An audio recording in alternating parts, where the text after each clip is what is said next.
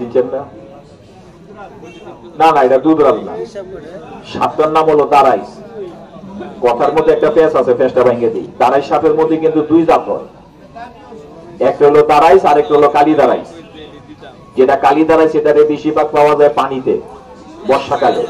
যারা কারেন্টে জাল টাল উন্না ছাই পাতে তারা বলতে পারবে জালের মধ্যে ছাইয়ের মধ্যে লাগে।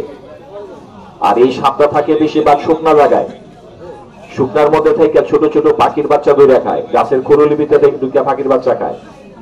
যারা ডাব গাছ, খেজুর গাছ, তাল গাছ সাফ করে তারা মাঝে মাঝে ডাকবার সিফার মধ্যে হেরে পায়। অনেক সময় এই সাপটা মাটিতে নাই মেয়া, গৃহস্থের বাড়ির আশেপাশে ইন্দুরের গাথার মধ্যে লুকায় থেকে ছোট ছোট কুচ্চা মুরগির বাচ্চা খায় এলায়। এই সাপটা মুখে কামড় দিলে মানুষ মরবে না, তার মুখে কোনো ভাইরাস নাই, তার ভাইরাস হলো লেজের মধ্যে।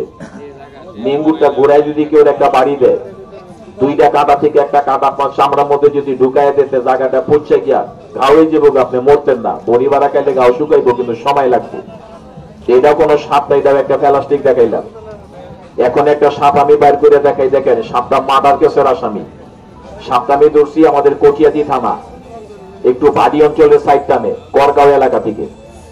একজন ছেলেকে মাগরিবের নামাজের সময় লেখাপড়া করার সময় সাপটা ইন্দুরের গাথা থেকে বাইরে তাকে কামড় দিছিল।